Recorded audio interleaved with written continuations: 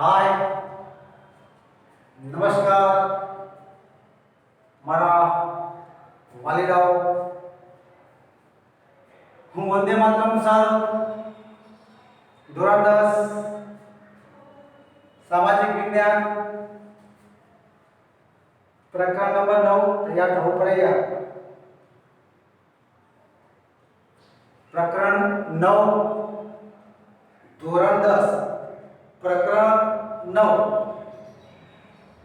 અને એનું નામ છે વન અને વન્યજીવ સંસાધન। એ પ્રકરણનો વિડિયો લેક્ચર નંબર 2 પહેલા વિડિયોમાં આપણે જે જોયું એમાં છેલ્લી ચર્ચા વન જંગલો વૃક્ષો નહીં હોય અથવા ઘટી રહ્યા છે તો એની થતી અસર એની ચર્ચા આપણે આના આગલા લેક્ચરમાં કરી।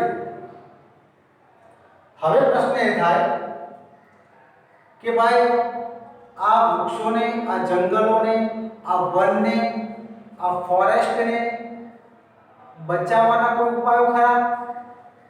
તમને એમ થશે કે સર તમે તો બિગડાવી દીધા કે જંગલો નહીં હોય વૃક્ષો નહીં હોય તો આવું થશે અને થઈ રહ્યું છે, તમે તો દિવાઈ ગયા।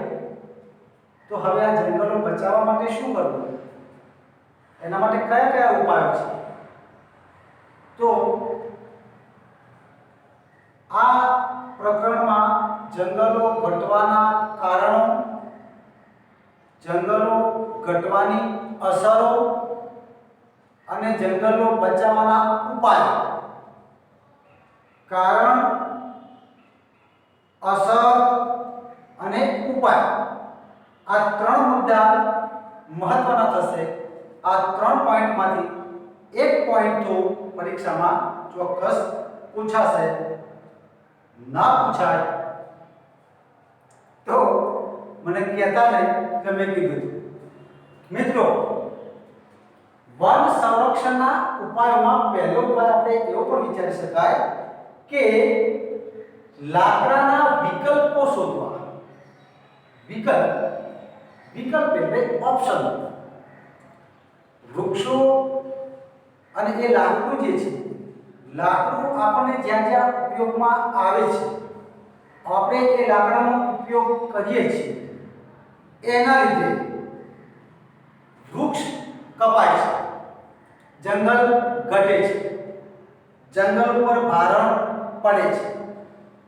તો એવું ના થઈ શકે કે એ લાકડું જે કામ કરે છે એ જ કામ બીજા કોઈ વિકલ્પથી થઈ શકે?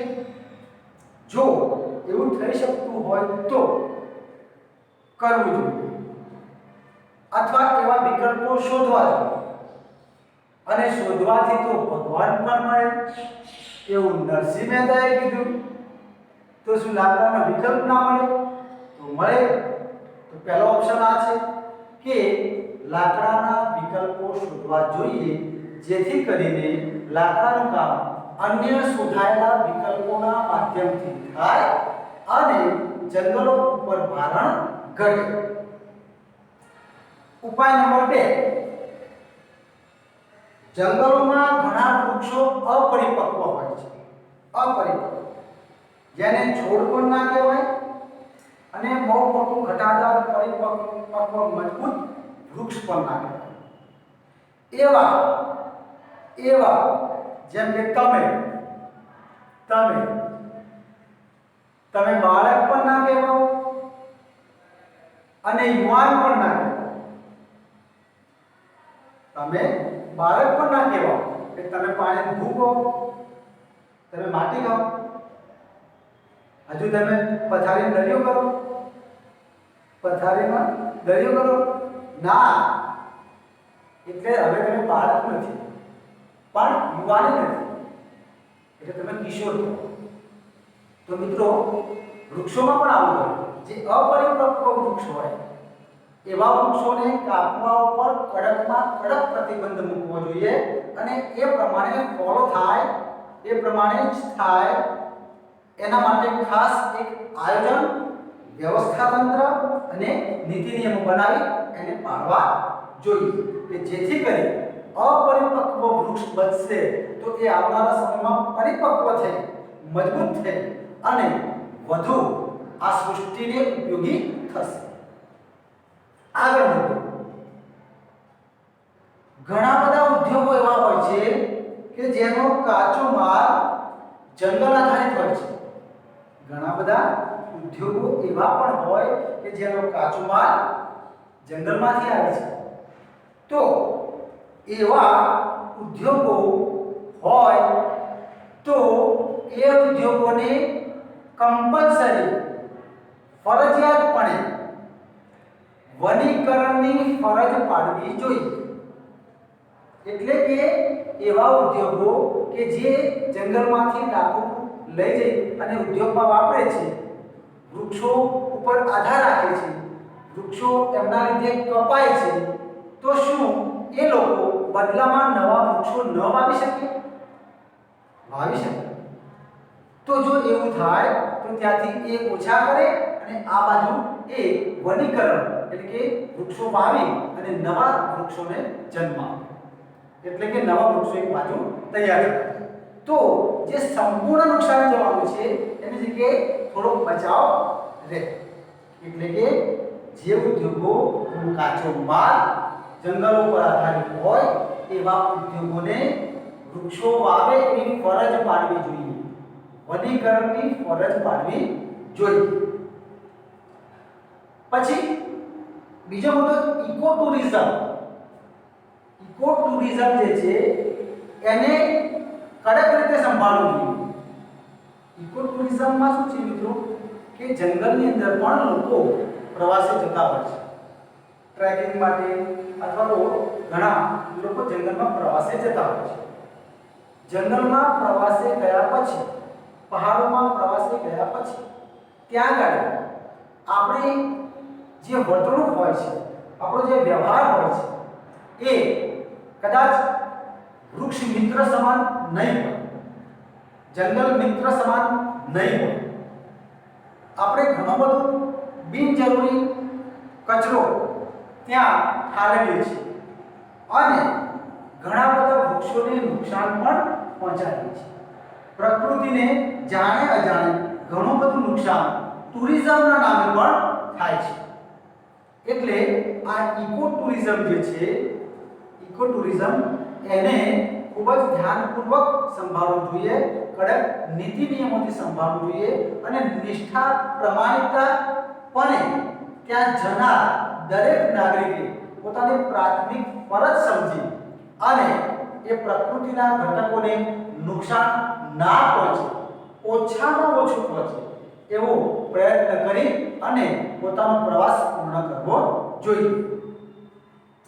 ત્યારબાદ જંગલો જે વિસ્તારમાં હોય ત્યાંના જે સ્થાનિક લોકો હોય, લોકલ લોકો હોય, એ લોકોની અંદર પણ જંગલો પ્રત્યે, વૃક્ષો પ્રત્યે આદર, પ્રેમ અને લાગણી જન્મે અથવા તો જન્મેલી જ હોય એ કાયમ માટે રહે અથવા એમાં વધારો થાય, એમની અંદર જાગૃતિ આવે અને એમના દ્વારા, ત્યાંના સ્થાનિક લોકો દ્વારા જો જંગલોને જાણે અજાણે નુકસાન થતું હોય તો એ ના થાય અને ઓછું થાય, એટલીસ્ટ ઓછું થાય એવા પ્રયત્નો થાય અથવા એવું પરિણામ મળે એ હેતુથી પણ સ્થાનિક લોકોમાં એ વિષયના અનુસંધાને જાગૃતિ લાવવી પડે અને જાગૃતિ હોય તો એનો ફાયદો થાય અને થાય. એથી બીજો મુદ્દો આગળ, સ્કૂલો એટલે કે શાળા, કોલેજો કે જ્યાં વિદ્યાર્થીઓ ભણતા હોય છે, બાળકો કંઈક નવું શીખતા હોય છે, જીવનમાં કંઈક નવું પ્રાપ્ત કરવા માટે જતા હોય છે, નવી કેળવણી મેળવવા જતા હોય છે, એવા જે સ્થાનો હોય એવા સ્થાનોમાં અભ્યાસક્રમોમાં આ વન્યજીવન, પ્રકૃતિ, કુદરતી સંસાધનો, કુદરતના ઘટકો, એના લાભ, એ નહીં હોય તો એની હાનિ, આ તમામ વિષયો એ શાળા કોલેજોના અભ્યાસક્રમમાં આવરી લઈ અને દરેક બાળકને એને ઉંમરના તબક્કા પ્રમાણે એને એ નોલેજ, એ જ્ઞાન, એ શિક્ષણ એને પ્રોવાઈડ કરવું જોઈએ, એને આપણે આપવું જોઈએ કે જેથી કરી એ આવનારું બાળક કે જેના હાથમાં આ દેશ અને આ દુનિયા છે, એવા ભવિષ્યના સારા ઉત્તમ નાગરિકો જે બનવાના છે, એ એના ઉત્તમ નાગરિકોના લક્ષણો એ પહેલેથી જ એ પ્રાપ્ત કરતો વ્યક્તિ આગળ જાય, એ પણ એક મહત્વનો, અત્યંત મહત્વનો સ્વીકાર્ય મુદ્દો છે. એના પછી બીજો કોઈ પોઈન્ટ હોય તો ઉર્જાના બિન પરંપરાગત સ્ત્રોત શક્ય હોય ત્યાં સુધી અપનાવવા.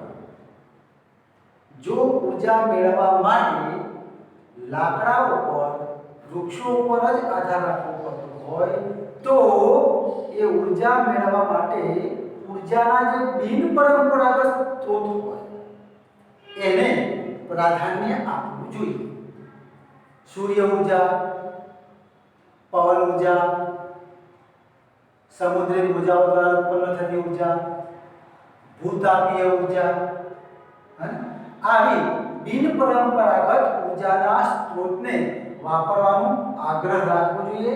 અથવા એવી ઉર્જા વધારેમાં વધારે જો ઉત્પન્ન કરવામાં આવે તો જંગલો ઉપરથી એનું ભારણ ઘટે અને જંગલો બચે, જંગલોનું રક્ષણ થાય.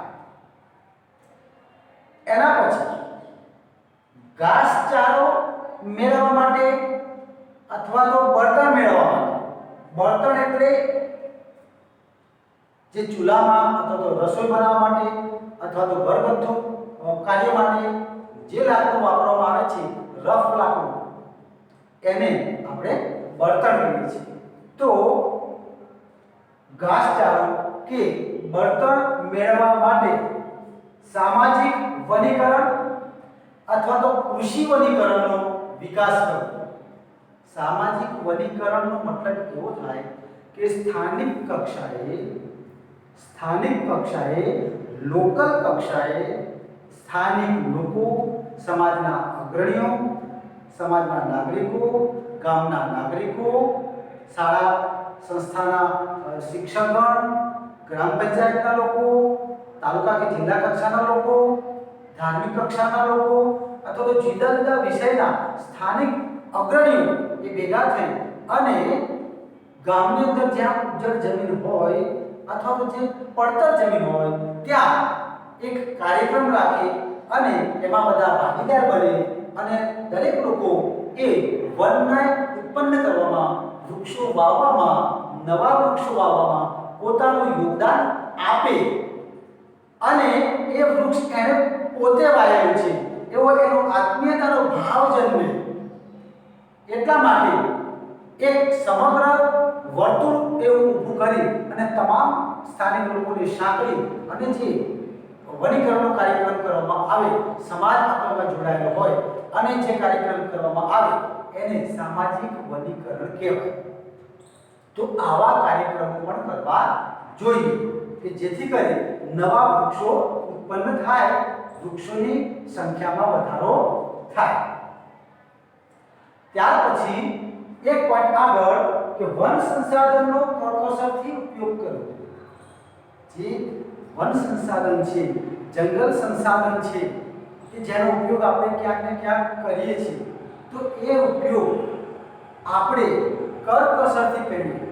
નથી કરવો એમ નહીં, પણ વેડફવાનું પણ નહીં, મિસયુઝ પણ નહીં કરવાનો અને કરકસરપૂર્વક જો એનો ઉપયોગ કરીશું તો એ વાત પણ લાંબો ટાઈમ આપણને ફાયદાકારક રહેશે. બીજી વાત, જંગલોમાં કીટકોથી અસરગ્રસ્ત વૃક્ષો જે હોય એનો સમયસર નાશ કરવો, દૂર કરવા જોઈએ એવા વૃક્ષોને કે જેમાં કીટકોની સંખ્યા વધારે છે અને કીટકો એ વૃક્ષને બગાડી રહ્યા છે, નુકસાન કરી રહ્યા છે. જો એ વૃક્ષ ત્યાંથી દૂર થઈ જાય તો ઓટોમેટિક એક કીટકો પણ ત્યાંથી દૂર થઈ જાય. નહીં તો એક બગડેલી કેરી જેમ અનેક કેરીને બગાડે એમ કીટકોથી એક બગડેલું વૃક્ષ, એ જ વૃક્ષ કીટકોના માધ્યમથી આગળ પણ જશે, એ ઘટના આગળ જશે અને જંગલને વધારે નુકસાન થશે. એવું ના થાય એટલા માટે કીટકોથી અસર પામેલ વૃક્ષોને સમયસર ત્યાંથી દૂર કરી દેવા જોઈએ. આ પણ વન સંરક્ષણનો એક ઉપાય છે. ત્યારબાદ મિત્રો, ક્યારેક જંગલમાં આપોઆપ આગ લાગી જાય, ક્યારેક માનવ ભૂલથી પણ આગ લાગી જાય અને ક્યારેક કુદરતી ઘટનાથી પણ જંગલોમાં બહુ મોટા પાયે આગ લાગે છે. એને દાવા ન કહેવાય. એને શું કહેવાય? દાવા ન કહેવાય. ક્યારેક સૂકા સમયમાં, સૂકી ઋતુમાં સૂકા લાકડાઓના ઘર્ષણથી, સૂકી ડાળીઓના ઘર્ષણથી પણ ક્યારેક અગ્નિ ઉત્પન્ન થઈ જતી હોય છે.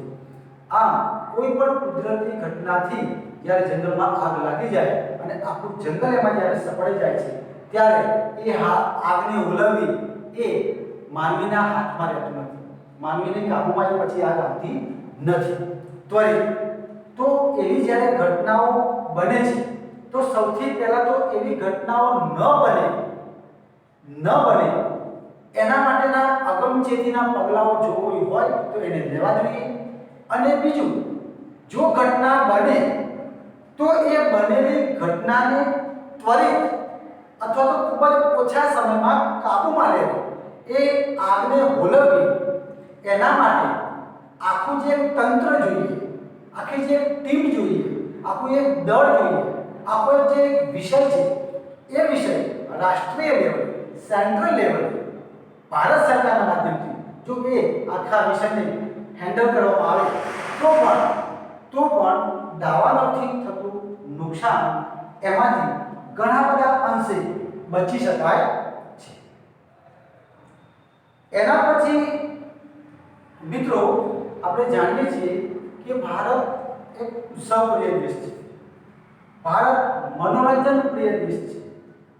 ભારત અનેક સંસ્કૃતિઓથી ભરેલો દેશ છે, અનેક વિવિધતાઓથી ભરેલો દેશ છે, અનેક વિચારોથી ભરેલો દેશ છે. વિવિધતાઓની તો ભારતમાં કોઈ વાત જ ના કરશો. વિવિધતા સિવાય બહુ ઓછું જોવા મળશે. તમે જોજો, ઘણી બધી જગ્યાએ જંગલોમાં, પહાડોમાં પરિક્રમાની મહિમા હોય છે. આપણા ગુજરાતમાં ગિરનાર જંગલમાં, ગિરનાર પર્વત પર, ગિરનારની આજુબાજુ પરિક્રમા કરવાનો એક મહિમા છે. તો આવી જે ધાર્મિક ક્રિયાઓ, ભંડારા થતા હોય છે. તો જે આવા જંગલોમાં કોઈ ભંડારા થતા હોય, કોઈ પરિક્રમા થતી હોય, બહુ મોટા કોઈ મેળા થતા હોય, કોઈ બહુ બધા મોટા ઉત્સવો થતા હોય, અથવા કોઈ પ્રવાસી આયોજન થતું હોય, તો એવા સમયે લાખો લોકોની સંખ્યામાં પબ્લિક, જનતા, નાગરિકો, ભાવિકો, ભક્તો ત્યાં જતા હોય છે. અને એમના માધ્યમથી જાણે અજાણે, હમણાં મેં વાત કરી એમના માધ્યમથી જાણે અજાણે પ્રકૃતિને, કુદરતને, વૃક્ષોને, જંગલોને ઘણું બધું નુકસાન થાય છે. પછી એ કચરાના માધ્યમથી હોય કે અન્ય માધ્યમથી, એ નુકસાન ન થાય, ઓછું થાય અને જો કચરો હોય તો એ સમયસર ત્યાંથી દૂર થઈ જાય એવું એક વ્યવસ્થા તંત્ર પણ ગોઠવવું જોઈએ. પછી મિત્રો, પશુ ચરાણથી પણ જંગલોને ઘણું બધું નુકસાન થાય છે. તો એ જે પશુ ચરાણની પ્રક્રિયા છે એની વ્યવસ્થા જો થઈ શકે તો થોડી અલગ કરવી. ત્યારબાદ પડતર કે ઉજ્જડ જો જમીન હોય, જ્યાં ગવર્મેન્ટ, સરકારી જમીન કે પડતર હોય, ઉજ્જડ હોય, કંઈ ના હોય, તો એવી જગ્યાએ વૃક્ષો ના વાવી શકાય. તો એવી જગ્યાઓ પર પણ વૃક્ષો વાવવાના કાર્યક્રમો કરવા જોઈએ. ત્યારબાદ લોક જાગૃતિ લાવવા માટે આપણા જાહેરાતના જે માધ્યમો છે, પછી એ પ્રિન્ટ મીડિયા હોય અને electronic media, TV, radio, mobile અથવા તો જે કોઈ એવા માધ્યમો હોય જાહેરાતના, એવા તમામ માધ્યમોથી લોકોની અંદર જંગલો પ્રત્યે, વૃક્ષો પ્રત્યે વધારેમાં વધારે જાગૃતિ આવે એવો પ્રયત્ન એ માધ્યમોથી પણ કરી શકાય છે. અને બીજી મહત્વની વાત કે જો કોઈ એવી સંસ્થાઓ હોય, જો કોઈ એવા ઉત્તમ નાગરિકો હોય કે એ લોકો વૃક્ષો અને જંગલો, પ્રકૃતિ એને બચાવવા માટે સમર્પિત હોય, એવા લોકોને, એવી સંસ્થાઓને જાહેરમાં એમને સન્માનવાનું, એમને અભિનંદન પાઠવવાનું, એમનું સ્વાગત કરવું જોઈએ, એમના કાર્યને બિરદાવવા જોઈએ કે જેથી કરી એમના ઉત્સાહમાં વધારો થાય અને નવા લોકોને એમાં પ્રોત્સાહન મળે અને અંતે જંગલ બચે. તો એ કામ પણ કરી શકાય છે. અને ખાસ કરીને બાળ માણસ હોય ને, એ કોરી સ્લેટ હોય, નાનું જે બાળક હોય ને એ કોરી સ્લેટ હોય. એ કોરી સ્લેટમાં તમે જે લખો એ લખાય. એટલે ખાસ કરીને જે બાળ માણસ હોય, નાનું બાળક હોય, એ બાળ માણસને પ્રકૃતિ તરફ, કુદરતના ઘટકો તરફ આદર, શ્રદ્ધા, વિશ્વાસ અને પ્રેમ જન્મે એવા સંસ્કાર, એવા લક્ષણો, એવું જ્ઞાન, એવું નોલેજ, એવી માહિતી એને હર હંમેશ થોડું આપતું રહેવું જોઈએ કે જેથી કરી એ બાળક શરૂઆતથી જ પ્રકૃતિ પ્રેમી તરીકે ઉછળતો આવે. તો આ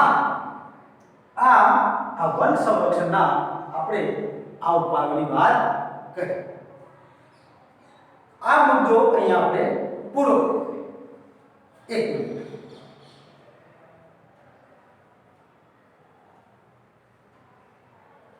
ઓકે, હવે વાત કરીએ નેક્સ્ટ પોઈન્ટની. વૈવિધ્યસભર વન્યજીવ. વૈવિધ્ય એટલે જુદું અને વૈવિધ્યસભર એટલે જુદા જુદાથી ભરેલું. અને વૈવિધ્યસભર વન્યજીવ એની વાત કરીએ તો આપણે બધા જાણીએ છીએ કે ભારતની અંદર જે વિવિધતાઓ માનવ સર્જિત તો છે, પણ કુદરતી પણ ઘણી બધી વિવિધતાઓ છે. આબોહવામાં પણ વિવિધતા છે, ભૂપૃષ્ઠમાં પણ વિવિધતા છે. આમ આબોહવા અને ભૂપૃષ્ઠમાં વિવિધતા હોવાને લીધે ભારતમાં વન અને વન્યજીવોમાં પણ ખૂબ જ બધી વિવિધતા જોવા મળે છે. અને પરિણામે ભૂપૃષ્ઠ અને આબોહવા જો વિવિધ હોય તો એના આધારે વન અને વન્યજીવોમાં પણ વિવિધતા હોય. દુનિયામાં 15 લાખ જેવા 15 લાખ પશુ પક્ષીઓની પ્રજાતિઓ નોંધાઈ છે. કેટલા? 15 લાખ. 81,251 જેટલી પ્રજાતિઓ તો ભારતમાં છે. 15 લાખમાં. પ્રશ્ન પૂછાય છે એક માત્ર કે વિશ્વમાં પશુ પક્ષીઓની કેટલી પ્રજાતિઓ જોવા મળે છે? 15 લાખ. અને એમાંથી 81,251 પ્રજાતિઓ પશુ પક્ષીઓની એ ભારતમાં જોવા મળે છે. તમે વિચાર કરો, ભારત દુનિયામાં જૈવ વિવિધતાની દ્રષ્ટિએ 12મા ક્રમે છે.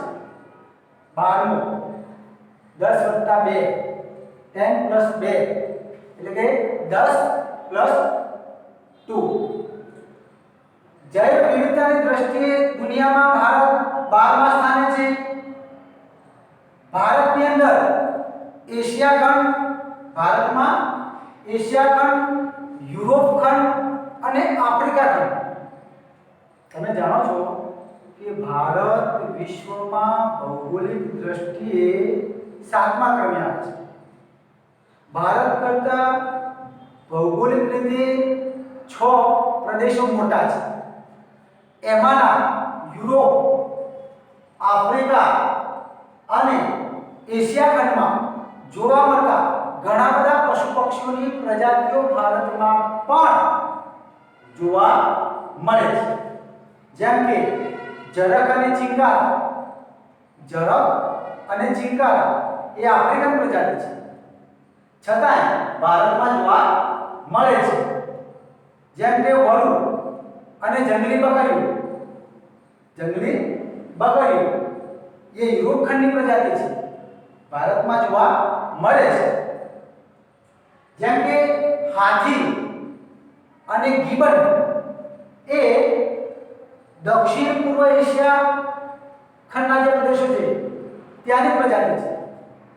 હાથી અને ગિબન. ગિબન એટલે શું ખબર? ગિબન એટલે મિત્રો ગિબન એટલે લલિત હા ગિબન એટલે નહીં ખબર? મને નહીં ખબર. ગિબન એટલે એક વાંદરાની પ્રજાતિ છે. તમારી એક પ્રજાતિ બેટા દીકરા ઓ વાલા ઓ લાલા આબા જો બેટા આ મોરારી બાપુ વગર મોરારી બાપુ કદાચ જાગતે રહો. ગિબન એટલે તમારી એક પ્રજાતિ. ગિબન એટલે વાંદરાની પ્રજાતિ. તો ગિબન નામના વાંદરાની પ્રજાતિ પણ આપણા ભારતમાં જોવા મળે છે. આ સિવાય આપણા દેશમાં અનેક પશુ પક્ષીઓ, સરીસૃપો એવા ઘણા બધા જીવો જોવા મળે છે. જેમાં કાળા રીંછ, એક સિંગી ગેંડો. આગળ આવો ને, એક સિંગી ગેંડો આસામ બાજુ જોવા મળે. એક સિંગી ગેંડો એટલે કે એને એક સિંગડું હોય. એક સિંગડું હોય તો એક સિંગી કહેવાય. બે સિંગડા હોય તો બે સિંગી કહેવાય. તમારે કેટલા સિંગડા લે લલિત? હા, તો એક સિંગી ગેંડો આસામ બાજુ જોવા મળે છે. એ સિવાય કાશ્મીરી મૃગ, હરણ, જે કાશ્મીર છે ને જમ્મુ કાશ્મીર એ બાજુ જોવા મળતું કાશ્મીરી મૃગ, હરણ, અનેક પ્રકારના સાપ, અનેક પ્રકારના પક્ષીઓ જેમાં મોર, ગોરાડ, બાજ, કલકલિયો, સુરખાબ, સારસ અનેક પક્ષીઓ. આમ ટૂંકમાં અનેક પ્રાણીઓ અને અનેક પક્ષીઓની વિવિધતા ભારતમાં જોવા મળે છે. લાલ પાંડા. શું? લાલ પાંડા અને હિમદીપડા એ ભારતનો જે હિમાલયનો જે પ્રદેશ છે એની જે ઊંચાઈઓ છે, ઊંચાઈ ઉપર જે બરફીય વિસ્તાર હોય એવા બરફના વિસ્તારોમાં આ લાલ પાંડા અને હિમદીપડા પણ જોવા મળે છે. મિત્રો તમને જાણીને નવાઈ લાગશે કે દુનિયામાં ભારત ભૂતકાળમાં એકમાત્ર એવો દેશ હતો. દુનિયામાં ભારત એક એવો દેશ હતો કે જેના જંગલોમાં લાયન એન્ડ ટાઈગર, વાઘ અને સિંહ આ બંને જીવો ભારતના જંગલોમાં ભૂતકાળમાં એક સમયે વિહરતા, ફરતા જોવા મળતા. વાઘ અને સિંહ બંને ભારતના જંગલોમાં એક સમયે જોવા મળતા હતા. ત્યારબાદ શિયાળાની અંદર જ્યારે ઠંડીની ઋતુ આવે ત્યારે ઘણા બધા દૂર દૂરના દુનિયાના પ્રદેશોમાંથી યાયાવર પક્ષીઓ ભારતમાં આવે છે. ઈંડા મૂકવા માટે અથવા તો ફરવા માટે. ત્યાં રજાઓ પડી હોય તો છોકરાઓને લઈ અને આ બધું ફોરેન માટે પ્રવાસી આવે છે ભારતમાં પ્રવાસ માટે આવે છે એને યાયાવર પક્ષી કહેવાય. એ યાયાવર પક્ષીઓ રાજસ્થાનના રાષ્ટ્રીય ઉદ્યાન કેવલાદેવ અને ભરતપુર તથા ગુજરાતના અમદાવાદ પાસે આવેલ નળ સરોવરમાં શિયાળામાં દુનિયાભરના આપણે ક્યારેય જોયા ના હોય એવા યાયાવર પક્ષીઓ દુનિયાના ખૂણે ખૂણેથી ત્યાં એમનું પ્લેન સીધું ત્યાં લેન્ડ કરે છે. કોઈ પાસપોર્ટ નહીં, કોઈ વિઝા નહીં, કોઈ હેલ્મેટ નહીં, કોઈ સીટ બેલ્ટ નહીં, કોઈ લાયસન્સ નહીં, કોઈ નંબર પ્લેટ નહીં, કોઈ લાઇટ નહીં, કોઈ બ્રેક નહીં, કોઈ એક્સેલેટર નહીં, કઈ કહેતા કઈ નહીં, કોઈ વાઇપર નહીં અને એ પ્લેન સીધા એમને જ્યાં ઉતરવાનું હોય ત્યાં રાજસ્થાનના ભરતપુર કેવલાદેવ રાષ્ટ્રીય ઉદ્યાન અને ગુજરાતના નળ સરોવરના કિનારે એ પક્ષીઓ આવે છે અને એમનો સમય હોય ત્યાં સુધી ત્યાં રોકાય છે. ત્યાં એ લોકોના પહેલેથી એમના ફ્લેગ જે હોય ત્યાં બધું એ લોકો પહેલેથી તૈયાર કરી દે અને ત્યાં એમને જેટલું રોકાવું હોય એટલું રોકાય. વળી પાછા એમનું વિદાય સમારંભ થાય અને વળી પાછું ટેક ઓફ ફ્લાઇટ થાય એ પાછા રિટર્ન થાય. આ દૂર દૂરથી યાયાવર પક્ષીઓ પણ આપણે ત્યાં આવે છે. ઓરિસ્સાના સમુદ્ર કિનારે ઘણા બધા કાચબાની પ્રજાતિઓ એ સમુદ્ર કિનારેની રેતમાં ઈંડા મૂકવા માટે પધારે અને ત્યાં પોતાના ઈંડા મૂકે એવા સમુદ્રી કાચબા પણ જોવા મળે. ત્યારબાદ અજગર એટલે એક જાતનો એનાકોન્ડા જેવું. એનાકોન્ડામાં અને અજગરમાં ફરક છે. એનાકોન્ડા એકદમ હેવી હોય, એકદમ મજબૂત પઠ્ઠા જેવું હોય, મજબૂત પરછન માળ જેવો. હા, અજગર એના કરતા થોડું માપનું હોય તેવા અજગરો આપણે ત્યાં જોવા મળે. અને દક્ષિણ ભારતના ગીચ વર્ષાવનો જે હોય, વર્ષાવન એટલે વરસાદના આધારે જે ગીચ જંગલો પેદા થઈ જાય, ગીચ જંગલો એમાં રાજનાગ જોવા મળે છે. રાજનાગ અને કોબરા જેવો હોય, કોબરા પ્રજાતિ આવેલા સાપની. મિત્રો સાપ ગોગાવા હાથ થઈ ગયા, જય ગોગાવા બધા પગે લાગે, કોઈ દૂધ પીવડાવો. સાપ કોઈ દિવસ દૂધ ના પીવે, સાપને કાન પણ ના હોય, સાપને સંભળાય નહીં. પણ આપણી સંસ્કૃતિ એવી છે કે આપણે એને હંમેશા આદરથી જોઈએ છીએ, એને આપણે પૂજીએ છીએ. શું એનીવે તો એવા વર્ષાવનોમાં રાજનાગ પણ જોવા મળે છે. આ આપણે જે ટોટલ ચર્ચા કરી એ તમામ વિવિધતાઓ, પશુ પક્ષીઓની વિવિધતાઓ, સરીસૃપોની વિવિધતાઓ, સમુદ્રી જીવોની વિવિધતાઓ એ આપણે જે ચર્ચા કરી એ બધું આપણા દેશમાં જોવા મળે છે. અને અત્યારે પરિસ્થિતિ થોડી બદલાય છે. દેશ અને દુનિયામાં વન અને વન્ય જીવોના બાબતે પરિસ્થિતિમાં બહુ મોટું પરિવર્તન આવ્યું છે. આજે ઘણા બધા પશુ અને ઘણા બધા પક્ષી એ લુપ્ત થઈ ગયા છે. લુપ્ત થવાને આરે પણ છે. ઘણા બધા પશુ પક્ષીઓ લુપ્ત પણ થઈ ગયા અને ઘણા બધા લુપ્ત થવાને આરે પણ છે. એટલે એ વિષય જે છે કે કયા પશુ પક્ષીઓ લુપ્ત થઈ ગયા અથવા તો કયા લુપ્ત થવાને આરે છે એ આપણો જે મુદ્દો છે એને આપણે ચર્ચા મને લાગે છે કે આપણે જો આવતા પેઢીમાં કરીએ, આવતી મુલાકાતમાં કરીએ તો થોડુંક સારું રહેશે. થોડીક ભૂખ જેવું લાગવાનું ચાલુ થયું છે અને થોડો તાપ લાગે છે. મેકઅપ બધો પાવડર બધું આને યાર ટનાટન. હા, તો મિત્રો આપણે અહીંયા સરસ ચર્ચા કરી વૈવિધ્ય વન્યજીવનની વન અને વન સંરક્ષણના ઉપાયો આપણી જે આપણે ચર્ચા કરી અને આવનારા લેક્ચરમાં આપણે જોઈશું લુપ્ત થતું વન્ય જીવન. ત્યાં સુધી ધીરે ધીરે કાનમાંથી પેલા કુમડા બહાર કાઢ્યા. હા, બે બાજુથી કાઢ્યા. કુમડા ધીરે ધીરે બહાર કાઢો, પેલી બહાર કાઢો, નેટ બંધ કરો. ગેમ રમવાની નથી, નકર હું તમારા પપ્પા મમ્મીને કહી દઉં કે તમે ગેમ રમો છો. પીરિયડ પૂરો થઈ ગયો, ખાનગીમાં ગેમ રમવાની નથી. શું કીધું? હા, ઓકે મિત્રો, બાય બાય. ફરી મળીશું આવતી મુલાકાતમાં.